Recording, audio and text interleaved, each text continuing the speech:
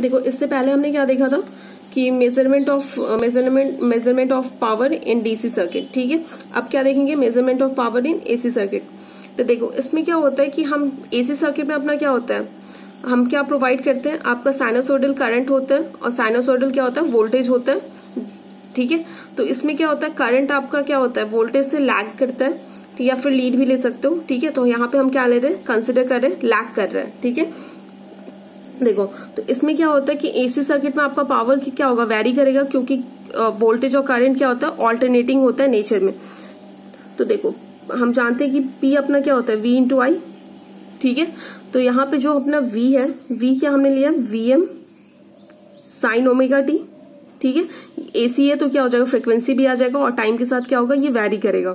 और I क्या हो जाएगा अपना, ये जो I है वो क्या हो जाएगा, IM sine omega t minus five. हम यहाँ पे क्या कर रहे हैं, आपका जो करंट है वो वोल्टेज से क्या लैगिंग है, मतलब लैग कर रहा है वोल्टेज से।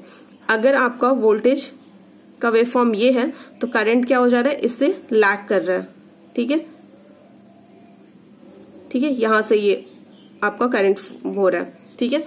तो देखो तो ये हो गया एसी सर्किट है, तो क्या होगा, साइनोसॉइडल वेव फॉर्म देंगे हम, तो पावर अपना क्या हो जाता है, जो इंस्टेंटेनियस पावर होता है वो क्या होता है, P इक्वल्स टू क्या होता है, V इंटू आई। तो यहां से क्या आ जाएगा, VM IM sine omega t minus cos five, right, into क्या हो जाएगा, साइन ओमेगा टी, ठीक है, समझ गए, यही लिया था हमने। अब देखो अब क्या करोगे इसमें आप,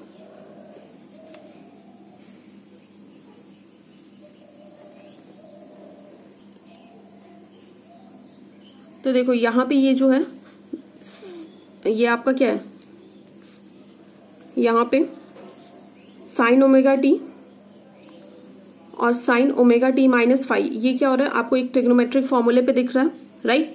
क्या होता है, 2 sine A into sine B, ठीक है। तो 2 नहीं है तो 2 से हम क्या कर लेंगे, डिवाइड कर लेंगे, ठीक है, डिवाइड और मल्टीप्लाई कर लेंगे। तो यहां से क्या हो जाएगा आपका, VM IM 2 sine omega t minus 5 upon 2। तो अब मल्टीप्लाई और डिवाइड कर लिया, उससे कोई फर्क नहीं पड़ेगा।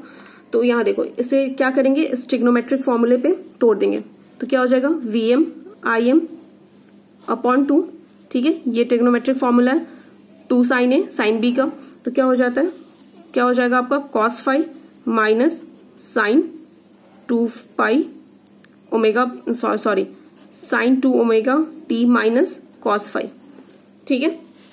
देखो अब क्या करेंगे हम, देखो यहां से एवरेज पावर का फॉर्मूला क्या होता है आपका, हम average power over a cycle निकालेंगे, एक साइकिल के लिए एवरेज पावर निकालेंगे। तो उसका फॉर्मूला क्या होता है, 1/T इंटू क्या हो जाएगा आपका 0 टू क्या होगा 0 to t p into d omega t, ठीक है। इसके रिस्पेक्ट में से डिफ्रेंशिएट कर देते हैं। तो यहां से आ जाएगा half 0 to 2 pi VM IM upon 2 into cos 5, ठीक है, इन minus cos 2 omega t minus 5, ठीक है। इसके रिस्पेक्ट में हम क्या करेंगे, यहां पे क्या हो जाएगा, पाई हो जाएगा, ठीक है। तो इसे जब आप सॉल्व करोगे ना, आप जैसे इंटीग्रेट करोगे, आप इंटीग्रेशन तो पढ़ ही रहे हो, तो जब इसे इंटीग्रेट करोगे आप, तो आपको क्या मिल जाएगा, यहाँ पे VM IM अपॉन 2 कॉस 5, ठीक है।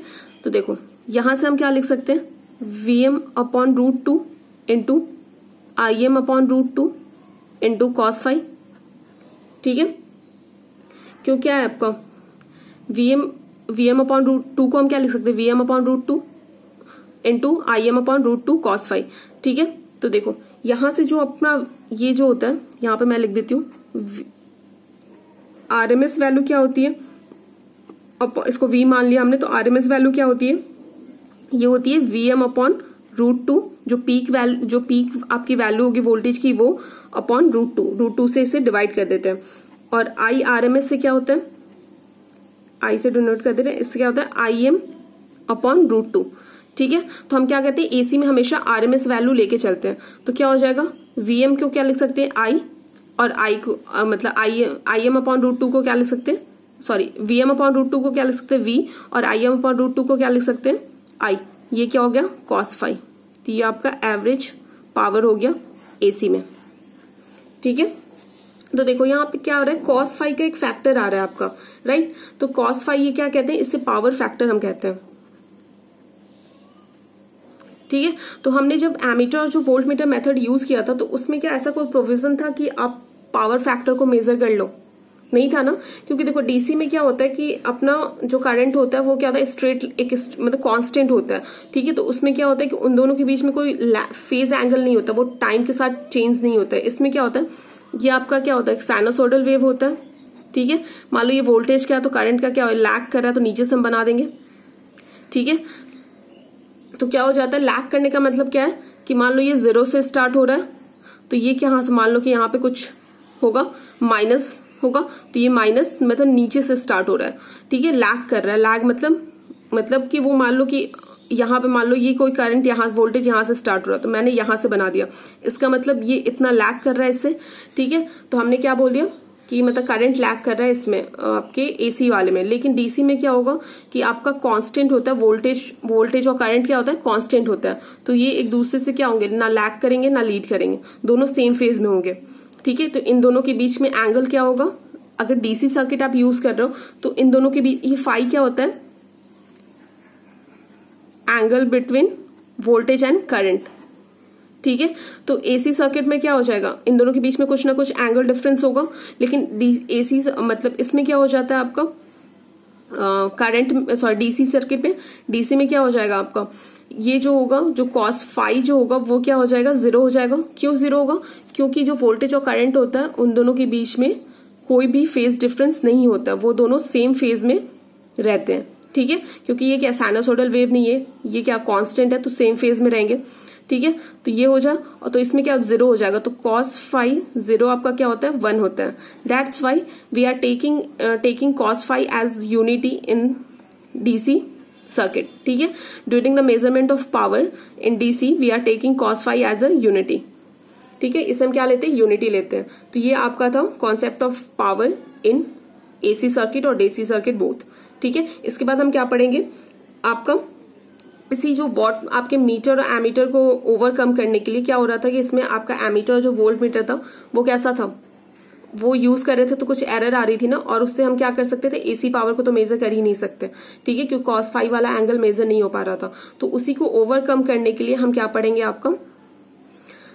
आपका डायनामो टाइप वॉट मीटर पढ़ेंगे। ठीक है,